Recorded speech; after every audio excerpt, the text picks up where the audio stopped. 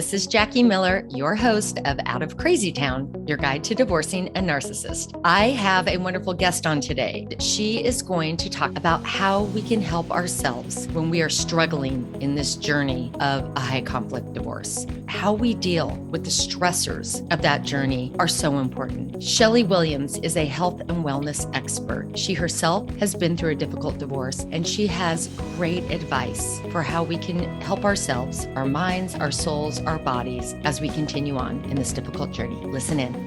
Hello, Shelley Williams. Thank you so much for joining me on Out of Crazy Town, your guide to divorcing a narcissist. How are you? I'm great. How are you? I'm so happy to be here. Thank you for inviting me. Awesome. Thank you for joining me.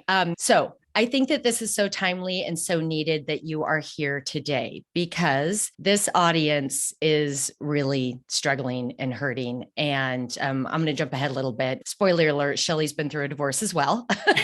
So she feels everyone's pain. Yep. Yes. You are a health and wellness expert. And I know when I was in the midst of my journey, I had never felt so much anxiety and stress in my entire life. And the toll it was taking on my mind, my body, my ability to parent, everything was awful. And we all need help. Yes. And we need you. We need you to tell us what to do.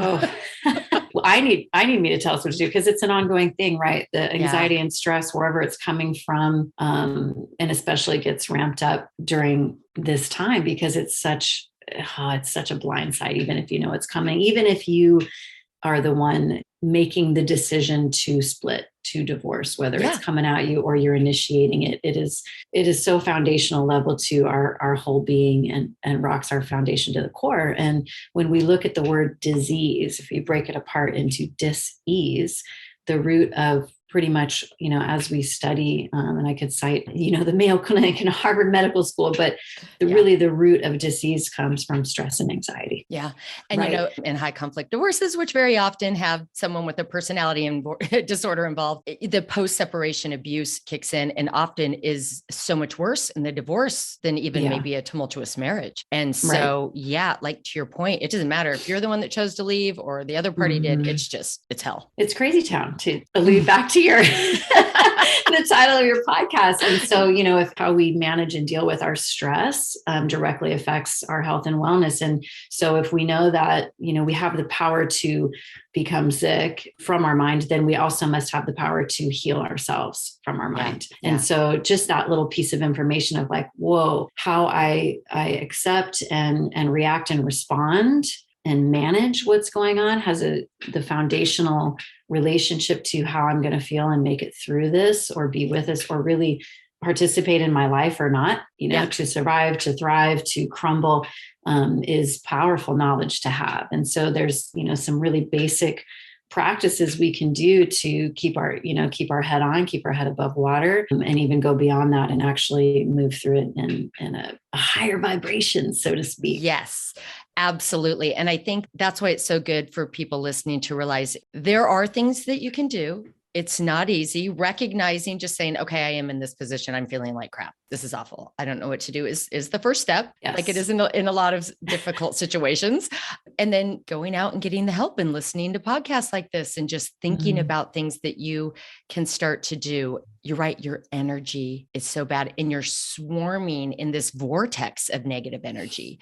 And I tell clients all the time, you're forced, to live in crazy town, but you're forced to live in such a negative environment because you're very often with your attorney constantly documenting all the negative things happening, constantly going back in time to recall all the negative things that did happen, constantly predicting all the negative things that are coming down the pike. And you're kind of forced to live there. And that energy is awful. It's so hard. And our mind already, like our caveman, cavewoman brain, is sort of wired to look for the threats and look for the negativity in life anyway. And when we start to like observe and witness our thoughts, and we see that, 90% of my thoughts are on repeat, and 70 to 80% of them are negative. And then we get in this place of like, okay, exactly what you just said, reaffirming the narrative of like, well, this is what went wrong and this is what could go wrong. And so we're in this space of constantly telling ourselves and reiterating this story of negativity, which when we reenact and retell it, then the emotions come up again. And so recognizing that and then choosing like, okay, now I need to downregulate my nervous system. Now I need to restore my energy and balance myself out.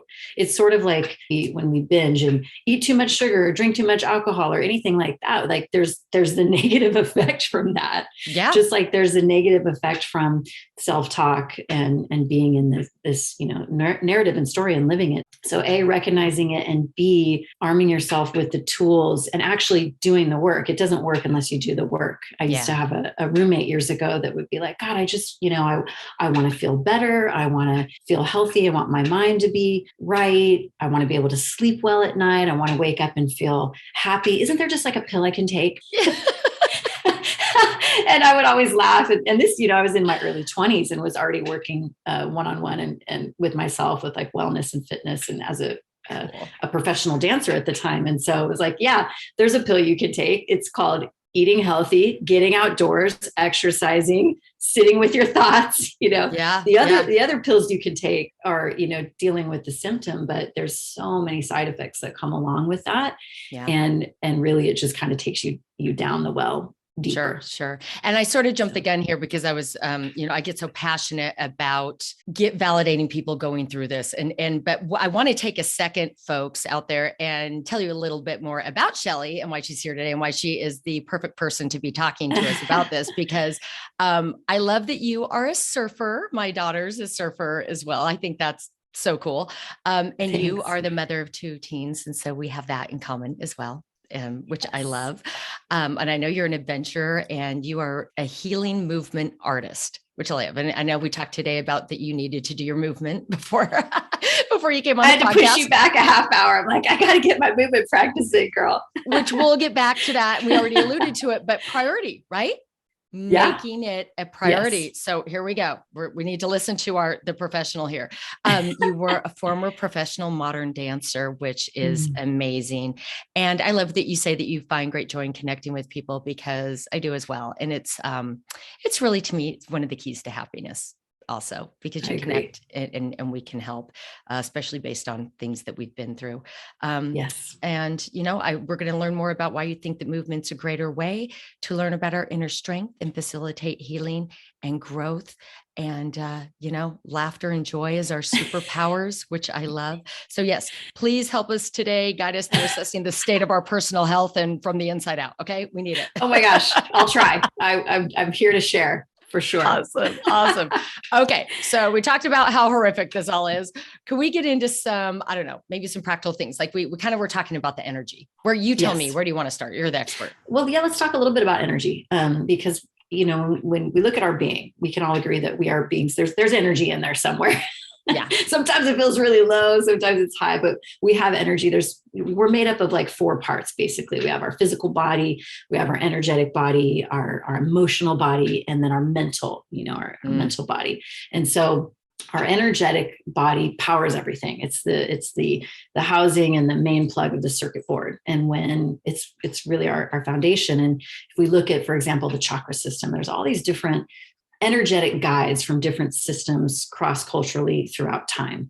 Our energy, our thoughts, our physical body, everything we're made up of, how is it organized? Because these are the non-tangibles. If we were to do a dissection of the human body, you don't see the chakras, you don't see thoughts, you don't see emotions, you see bones and muscles and, organs and stuff like that. But we know all of that stuff exists inside of us because we feel it and experience it every day. That's really what drives us. Yeah. And so our energetic body is the housing and the foundation of the circuit board. And when we go through divorce, it's like pulling the plug and setting the whole thing on fire. Yes. Because you know what I mean? Yes. That foundation, when we look at the 7 chakra system, for example, our root chakra is directly related to our sense of home, our sense of security with money and safety and family and relationship. Okay. Our physical health, that's all encapsulated in that foundational root chakra, which is theoretically located at the root of your spine. That's the energy center. Okay. And so when we go through divorce, what is threatened? Our home life, our financial security, life, our money, our family, our relationship, And then what is affected by that is our health. We're losing sleep. We're self-medicating. We're not eating as well. We're worrying. Maybe we're not prioritizing our self-care, our self-maintenance.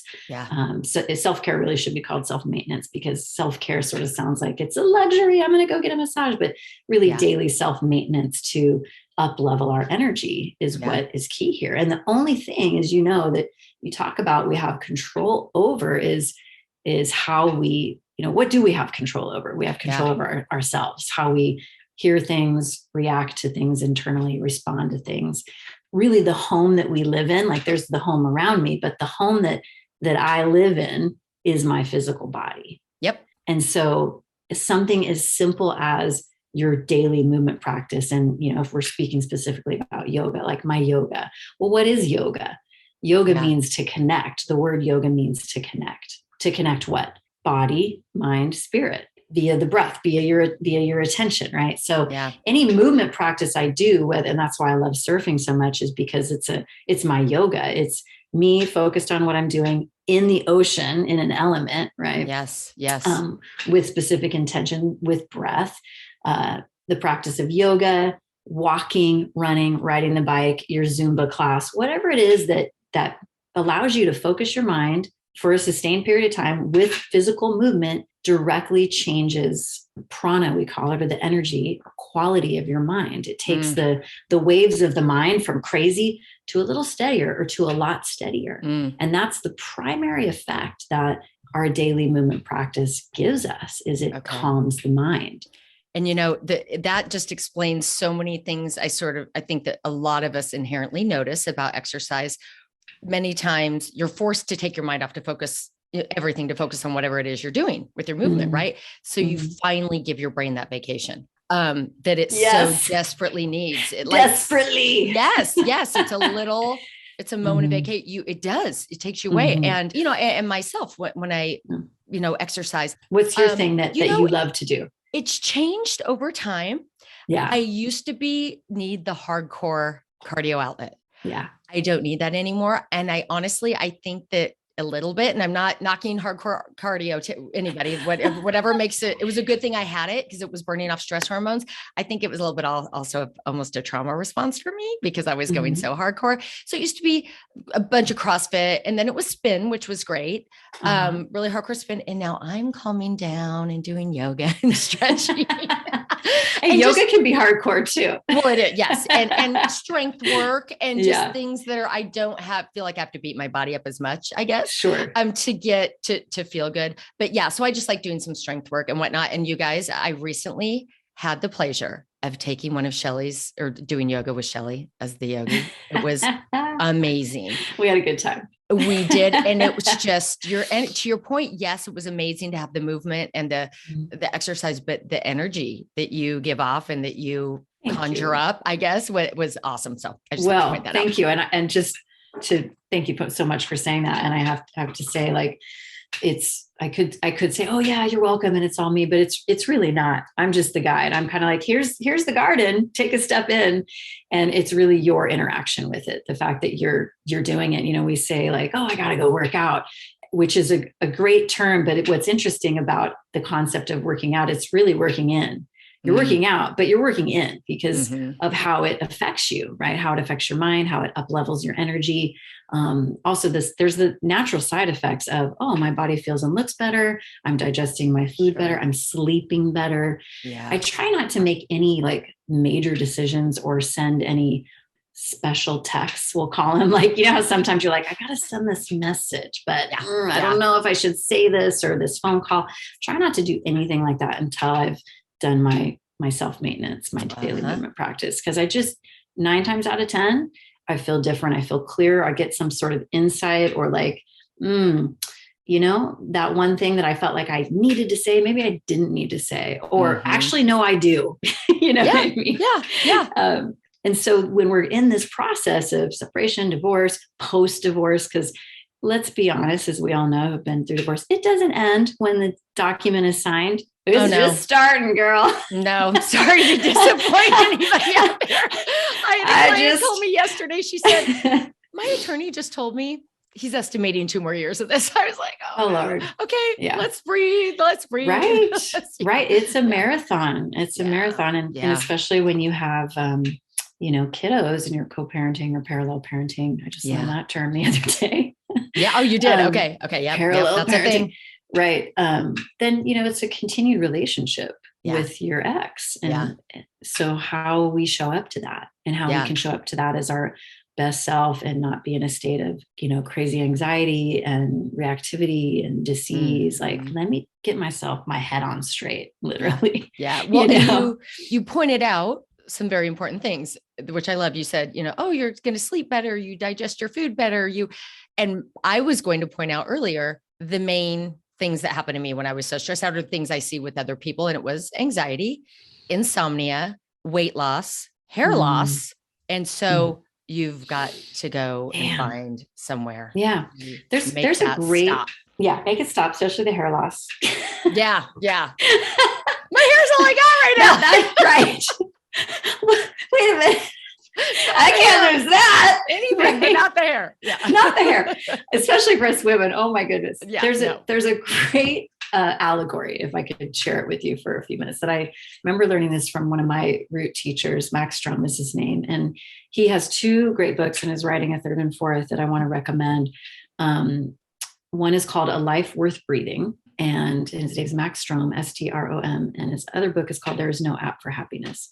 And they're written so, I actually assign them in my teacher training and have given them as gifts to all my friends, because it's not so much a book about yoga. It's really a book about life and about how we deal with the stresses of life and show up as our best self. You could call it a personal growth book, but it's written, he's such a great writer, and it's so accessible, and there's great storytelling in it, and humorous anecdotes, and I just can't recommend it enough. But Max, who's still my teacher and also a dear friend, I remember when I first was working with him, he told a story. It's called the carriage allegory.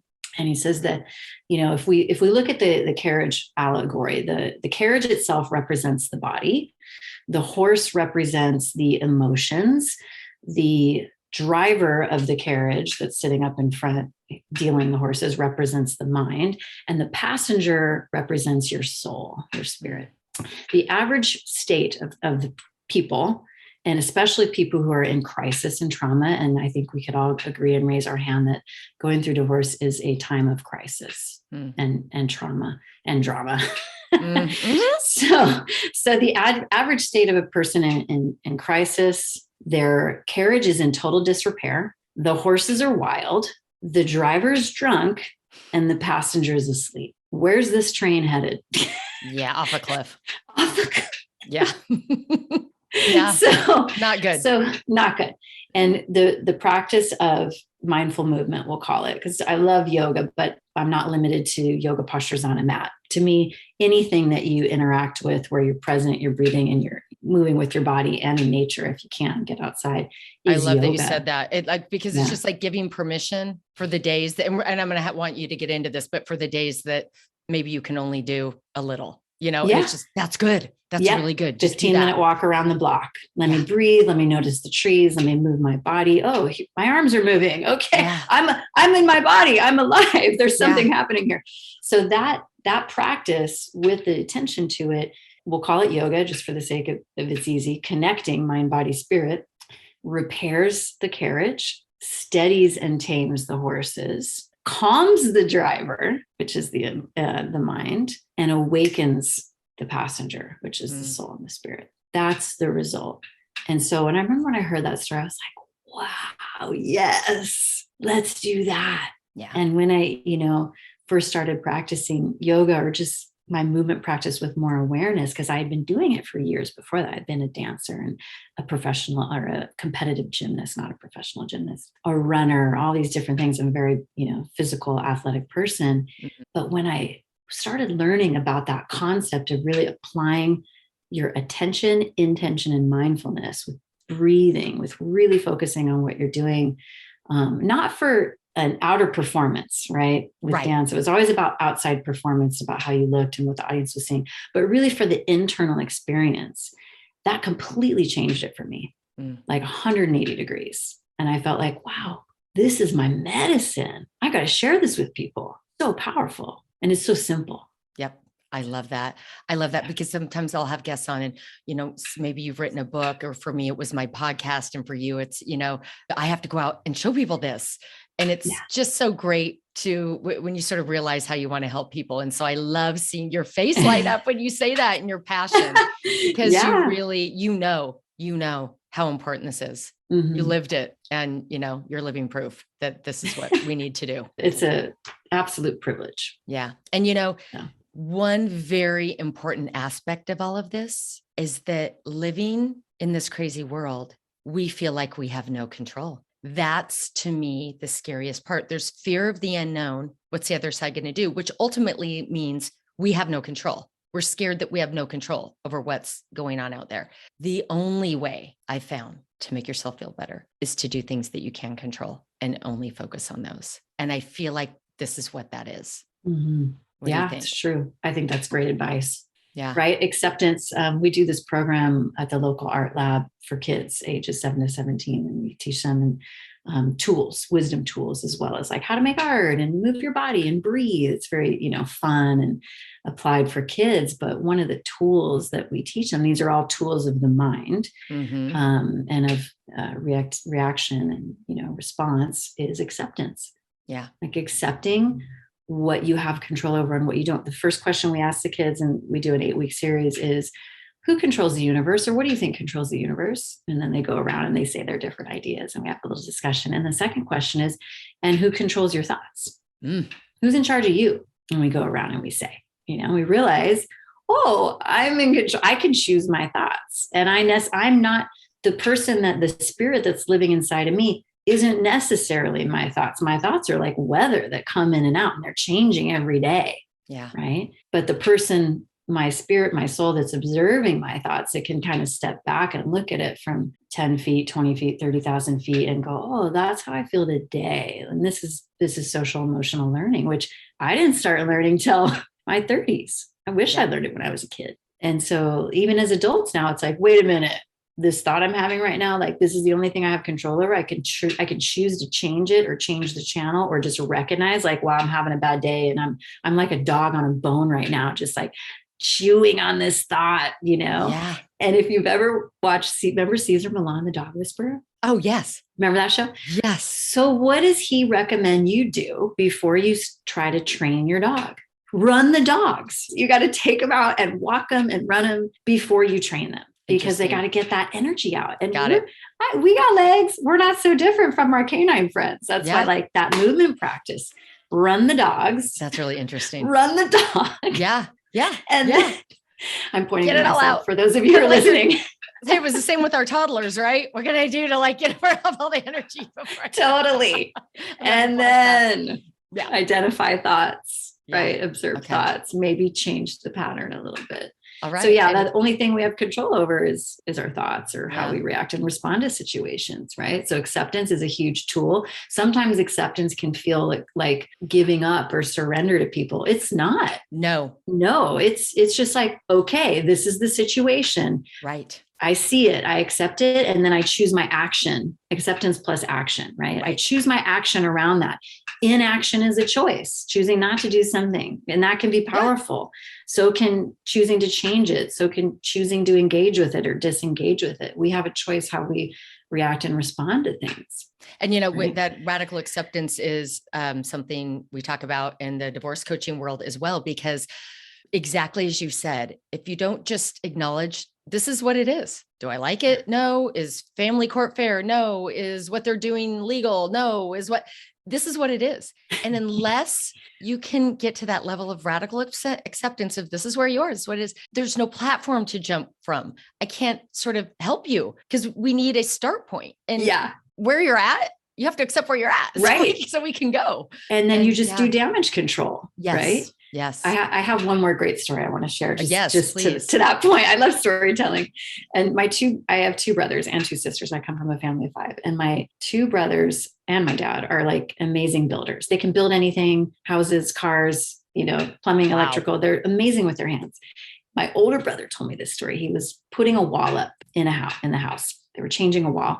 He measured it wrong, which is like something a beginner would do. Somehow he Yeah. got the measurement wrong and the framing wasn't right.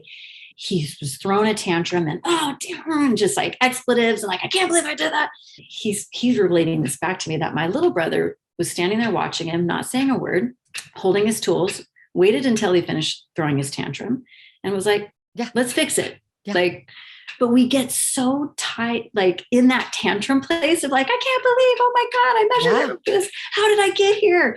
Yeah. That we become inactive. That's that fight, flight, or freeze, right? Right. And it's like little brother was just sitting there like, let's fix it. Get your saw, get your tool. No, you're right. You're like, we can go on and on and on about this, but at the end of the day, we got to fix the wall. The wall's got to go on. I love that story. And it's really tough because when you are in this space with these high conflict divorces and somebody who you were married to for a long time and probably had children with and do these horrific things, you're just in shock over it. Yeah. And so one of the things when I start to hear these stories and we're having a session is I'm like, okay, that's exactly what they wanted. You're spinning, which I completely understand. I completely understand. I was there too. You're spinning and you're like furious and you're not getting anywhere. That's exactly. And you're not clear. Yeah. You're not clear. It's exactly what they wanted. I know. And so we got to go fix the wall because there's no choice. I mean, we got to fix the wall. Yeah. Mm-hmm. So we stand there for a while, which I understand. I know, right? Upset, but yeah, we got to go fix the wall. So it's a really good analogy. Yep. And it's true. It's true. And so we're in this space. And can you give us, Shelley, some practical, so someone's in the fetal position on the floor and they're like, yes, I want my brain to stop. What can I do? How do I help myself? What's some like ground zero basic? Well, as we know, and you mentioned this with our kids, like a lot of time it's changing the scenario or changing the environment, identifying the things that can help you shift your energy. And there's a couple simple tools. Number one, music is really powerful. Music is really, have you ever noticed how you can turn on the radio or does anyone listen to the radio anymore? I still do, but choose a playlist or a song that something will come up. And if it's, melancholy or mellow, it might make you feel sad. Or if it's Prince, let's go crazy. Like you're going to dance or anything like that. Certain music, it affects us. Actually, it affects our chakras, right? Mm-hmm. It affects the energetic system. All of our chakras, which is our energy, are the first 5 are associated with a specific sense. So our senses are touch, taste, smell, sight, hearing. Our sensory impressions, what we're taking in through our eyes, through what we hear, through what we taste, through what we feel and see, changes our energy. So if you think of if you're in a fetal position, you're like, I got to get out of this, doing something that affects one of the sense organs, looking at something different. Let me go outside and look at the sky or the trees. Mm-hmm. Putting on a piece of music that up levels your energy, right, is huge. So I have a couple playlists I've made, and depending on what I need, if I need to lift myself up or smooth myself out, or if I want to go into a reflective state, memories, whatever it is. And those, for me, music is really powerful. Movement, right? Our tactile feeling in our body. So taking a walk or a bike ride, getting in an element like water, taking a shower, a bath, going for a surf or a swim, getting yourself in an element in nature, walking barefoot on the sand or in the dirt. These are all tactile sense impressions that it seems so simple, but really changes our energy. Yep. Right. For me, the most foundational is movement. I know that about myself. Sometimes we don't know what's going to shift my energy the most. And so experimenting with different things. But if you think about what your 5 senses are and then choose 1, 2, or 3 of those things, maybe it's cooking, right? The smells of cooking can shift our energy. So these are super basic tools. We all have the ability to connect into one of those 5 things to change our energy. And, if at home, you're wherever you are listening to this, I think a really good practice right now, if you can think about go back in time to a time you were really happy, and what were some things that made you happy back then? Because sometimes it's just hard. We're in this space and like, I don't remember. I don't know what makes me happy. I don't know. Go back in time. And I had to coach myself the other day. Yes, I still have bad days or weeks. Things come up that are still triggering. And I was just thinking recently, I'm like, I got to coach myself through this. I got to practice what I preach. And I thought I used to smile all the time to the point where people commented on it. I thought, am I doing that anymore? I'm not. Especially these you have a great smile. I used to smile just because. And so I thought, I'm going to try to do that more today. Totally worked. And then I almost want to cry that you mentioned music. This morning, I decided that in this self-coaching thing I'm doing right now, the smiling, and that, I used to listen to music. I turn on a song that is my love. My girlfriends and I have a thing. We call it our death playlist, which I know sounds horrible, but it's like, this is the song you need to play at my funeral. And so we play it. We get together, we play each other's songs. And so death playlist. I turn on my death song.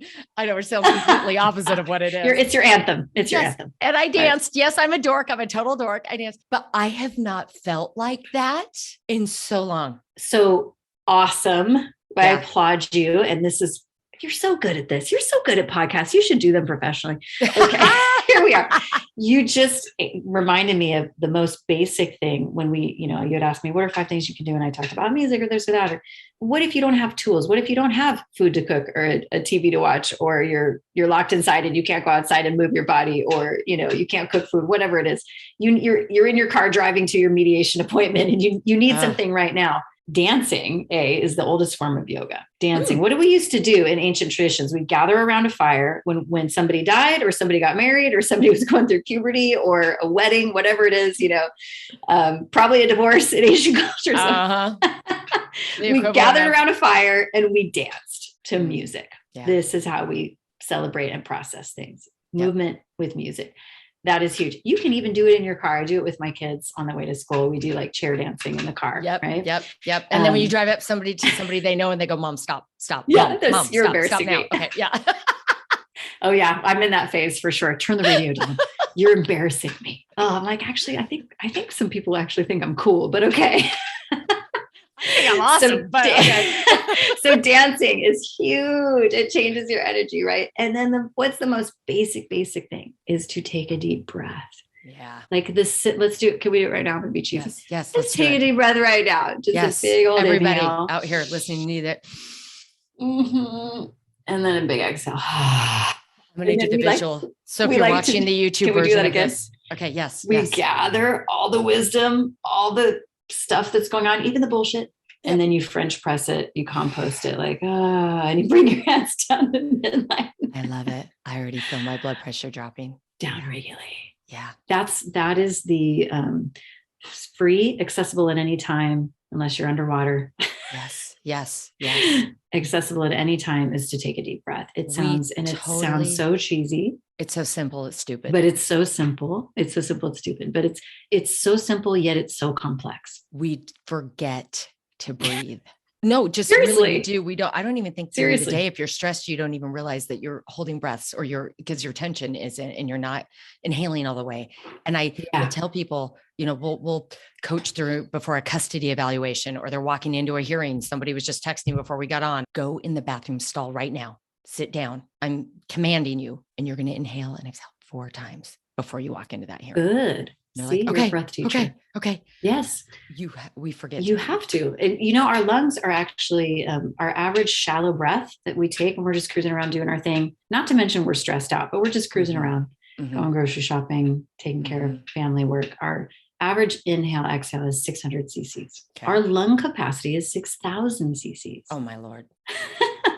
6,000. So we're breathing, this micro tenth of what our capacity is. And we know what's the first thing that happens when a medic comes to somebody that's in trauma. They throw an oxygen mask over their face. So breathing obviously increases oxygen levels in our brain, in our blood, in our cells. It downregulates the nervous system. It's good for our heart, helps us think more clearly, helps us function. But the biggest thing is the nervous system, right? And so just that simple tool that we forget to tell ourselves, we'll tell our kids when our kids are freaking out, like, hey, take a deep breath.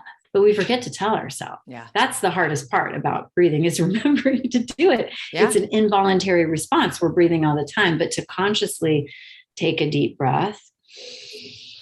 Oh, I feel better. You just do.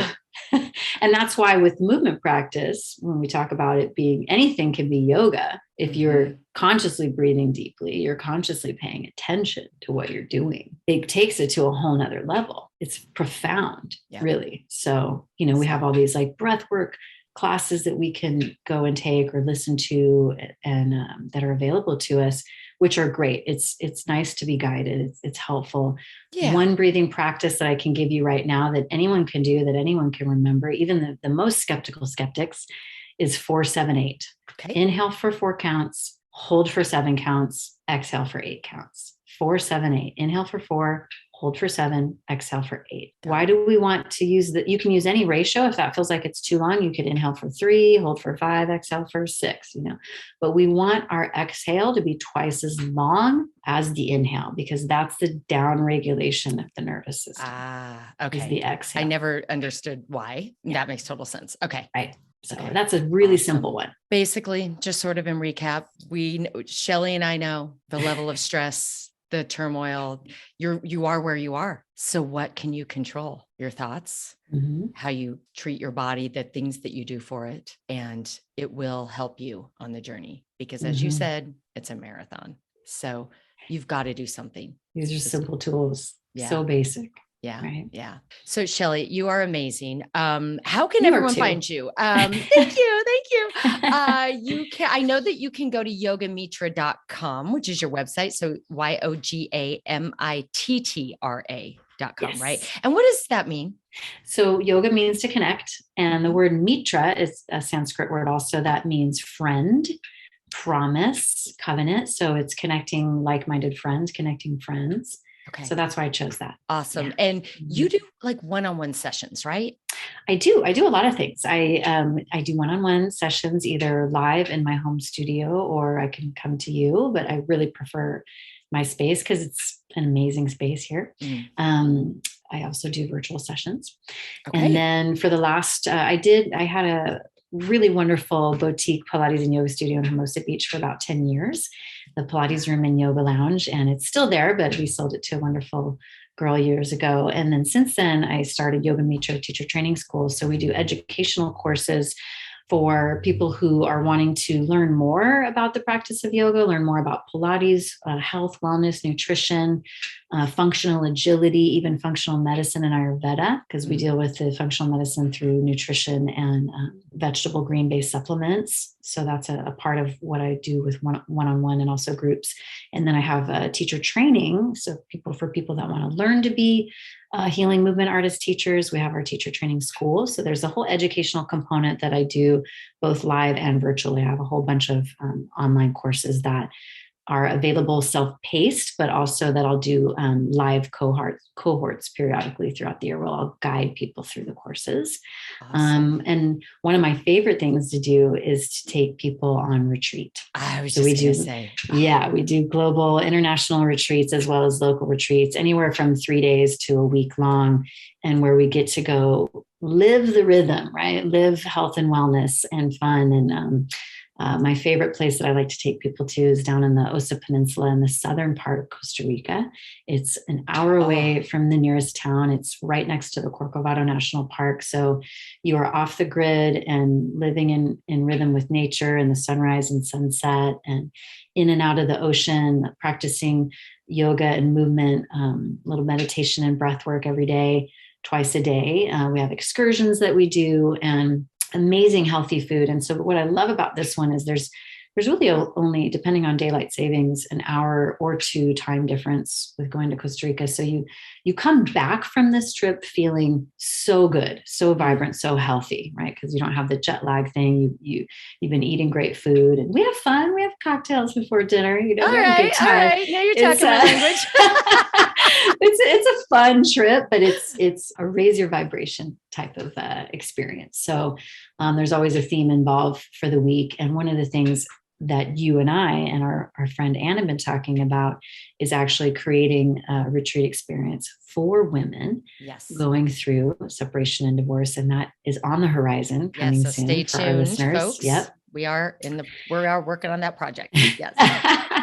But yeah, so I do that annually, and it's a really wonderful way to just experience an immersion, and it's open to all levels. I most often have people coming where it's a mix of people brand new to yoga, people who have, a movement experience like this, or a friend of a friend, couples, single people.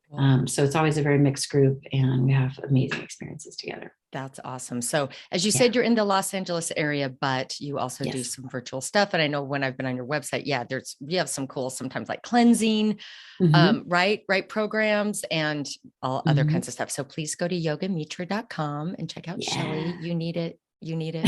You have to do it. I'm here to help. I'm here to serve. Yes, you do. You will not regret it. I guarantee you. So thank you again, Shelley, for coming on. Much needed. The more I talk to clients, the more we discuss how we all need help. It's one thing to get all the practical help, which is great. And I love what I do doing that, but it goes beyond that. We need help beyond that. We need help with our mind. Well, and it's community, right? Yeah. It's community. Really, when there's something about, as women in particular, and not to exclude men, I love working with men, and I know you do too. Yes. But we lift each other up through community. Yeah. And so when we reach out, especially when we are in a state of crisis or trauma, and we reach out and lean on our community and build a support team around us, it really reminds us of who we are and our place in the community, and our place in the world. We're, humans we are pack animals. We're not meant to exist in these little bubbles that we sometimes are forced to exist in because of the way our world is. And so one of the beauties about, if we can say there is a beauty to going through challenge, is that we tend to reach out to our people and then meet new people and feel that sense of community support. And that helps us heal. That helps us through. So thank you again, Shelley. I really appreciate it. I will, we'll say goodbye, but we'll be talking soon. We'll be talking soon. Thank you so much, Jackie. Thanks, Appreciate Shelley. you. Bye-bye. Bye.